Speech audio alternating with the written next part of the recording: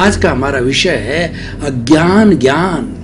भाई और बहनों, बहुत ही सुंदर विषय है। हमारे जीवन के लिए ज्ञान का होना बहुत ज़रूरी है। हम चल रहे हैं, हमको चलने का ज्ञान नहीं है कि किस दिशा में जाना है या किस तरफ मुड़ना है। हम गाड़ी चला रहे हैं, हमको पता नहीं है कि लेफ्ट साइड में चलानी चाहिए कि राइट साइड में चलानी चाहिए, हमारा मोड़ किधर से जो आता है और दूसरा हमें कितने किलोमीटर जाना जाता है। इन सब चीज़ का जो हमें ज्ञान होना चाहिए। ज्ञान दो तरह के होते हैं, एक तो सांसारिक ज्ञान होता है यानी बाह्य जगत का ज्ञान होता है, और एक भीतरी जगत का ज्ञान होता है। तो दोनों की धाराएं अलग अलग है। जो बाह्य जगत का ज्ञान है उससे हमारा सारा व्यवहार जगत चलता है। हम अपने परिवार के साथ में, अपने वर्किंग प्लेस के साथ के अंदर, लोगों के साथ, समाज के साथ जो है वो सारा बाह्य ज्ञान के माध्यम से, जो हम लौकिक जगत में जिसमें रहते हैं उसके ज्ञान से जो है हम कार्य करते हैं और हम एक दूसरे से संपर्क करते हैं और हमारा पूरा जीवन का यापन होता है।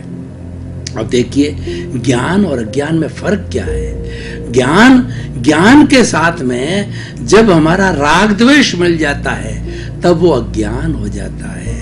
शुद्ध रूप के अंदर ज्ञान रहता है, बाह्य जगत का हो चाहे जो भीतरी जगत का हो। तो आज हम जो बात करेंगे वो भीतरी जगत के ज्ञान की बात करेंगे, क्योंकि हमारा आत्मा से जुड़ा विषय है, उसकी बात करेंगे। तो देखिए कि हमारा अंतःकरण होता है, भीतरी जगत के अंदर अंतःकरण होता है। वो अंतःकरण किसका बना होता है? वो होता है मन, बुद्धि, चित्त और अहंकार, चारों मिलकर के अंतःकरण बनाते हैं। मन का कार्य होता है कि जो हमारी 5 इंद्रियां हैं, स्पर्शन, रसन, घ्राण, चक्षु, श्रोत्राणि इंद्रियाणी, ये इंद्रियां बाहरी जगत के अंदर जो कुछ भी हमारा व्यवहार जगत में काम चलता है उनके विषय लेते हैं, और इनके कुल जो 5 इंद्रियों के 23 विषय होते हैं, ये विषय लेकर के और मन को दे देती है। अब देख, मन उसकी पर योजना बनाता है।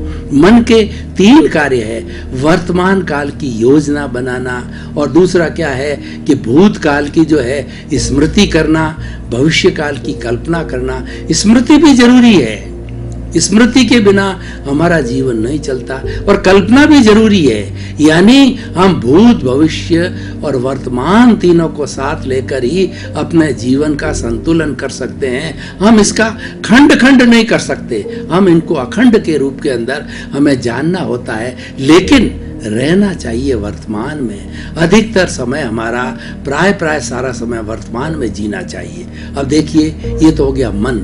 मन का जो है वो 2 कार्य हो गए। उसके बाद में मन सारा चिंतन करके और जो इंद्रियों के द्वारा हमको विषय मिले हैं वो सारी योजना करके और अपने बॉस जो है बुद्धि को दे देता है। बुद्धि 2 तरह की होती है, सुबुद्धि होती है और कुबुद्धि होती है। सुबुद्धि होती है वो सही निर्णय लेती है, कुबुद्धि होती है वो गलत निर्णय ले लेती है, और बुद्धि है एक जज का, एक निर्णायक का काम करती है। मन, बुद्धि और तीसरा चित्त। चित्त है हमारी आत्मा की शक्ति को चित्त कहते हैं। आत्मा को अनंत चित्तों वाला कहा गया है, यानी इसकी जितनी शक्ति है, जिसकी एनर्जी है, वो शरीर के हर एक अवयव, हर एक कोशिका तक पहुंचती है, और वो कोशिका तक पहुंचने के कारण हर कोशिका अपने आप में एक पावर हाउस बनाया जाता, कहा जाता है। और एक कोशिका को अगर व्यक्तमान नर की एक कोशिका को निकाल करके कल्चर मीडियम के माध्यम से प्रिजर्व करके मादा के गर्भ के अंदर उसको रख दिया जाता है, और उसको जलवायु, टेम्परेचर, आर्द्रता, जितना एक गर्भ निर्माण के लिए वातावरण आवश्यकता होता है वैसा एनवायरनमेंट के अंदर उस कोशिका को रखा जाता है। तो रखने के बाद में 9 महीने के बाद में उसका जो बच्चा तैयार होता है वो हूबहू क्लोन तैयार हो जाता है जिसकी कोशिका है। तो लेकिन यह कार्य जो है कि अनैतिक न हो, इस पर इसलिए रोक लगा दी गई है। 2004-5 एक्सपेरिमेंट अमेरिका में हुए थे। तो ये चित्त जो है वो हमारी चेतना की शक्ति है, और चेतना की शक्ति से ये हाथ हिलता है, चेतना की शक्ति से मैं बोलता हूँ, चेतना की शक्ति से चिंतन करता हूँ। मनुष्य हर कार्य चेतना की शक्ति से करता है, और हमारे स्थूल शरीर पर जो चेतना की शक्ति काम करती है उसको हम चित्त कहते हैं। तो मन, बुद्धि, चित्त, और उसके बाद देखिए ये सारा अपना अपना काम करते हैं, जो भी नॉर्मल रूप के अंदर चिंतन करते हैं। अब अहंकार, अहंकार एक शब्द है, इसको हम क्रोध मान माया लोभ भी कह सकते हैं, इसको हम कषाय भी कह सकते हैं और इसको हम राग द्वेष भी कहते हैं। ये बुराई है। जब ये मिश्रण हो जाता है मन बुद्धि चित्त के साथ में अहंकार, तो हमारा जो ज्ञान हमको सीधा सीधा ज्ञान मिल रहा है वह अज्ञान के रूप में परिणित हो जाता है। अहंकार हमारे को श्रद्धा नहीं करने देता। इतना जितना मन बुद्धि चित्त है वो तो अपना जिस रूप के अंदर बताया गया है उस रूप में कार्य करेगा, लेकिन अहंकार के आते ही राग द्वेष के साथ में मिक्सचर होने से ही जो हमारी सुबुद्धि होती है वो कुबुद्धि कह जाती है। इसीलिए कषाय को रंगा हुआ कहते हैं। राग द्वेष रंगा हुआ है, ये अशुद्धि है और ये हमें जो है भटकाता है 84 लाख जीवा योनि में, और ये सारी बुराइयों की जड़ है वो अहंकार होता है। अब देखिए कि इस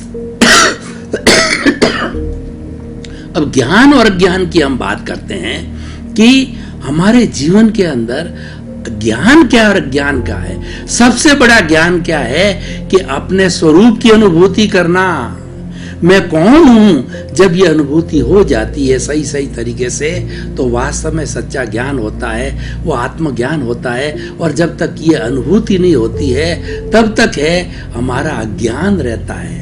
जिसको अपने स्वरूप की जो है जानकारी नहीं, जिसको अपना सेल्फ रियलाइजेशन नहीं है, जिसको आत्मा का अनुभव नहीं है, वो सारा अज्ञान कहलाता है।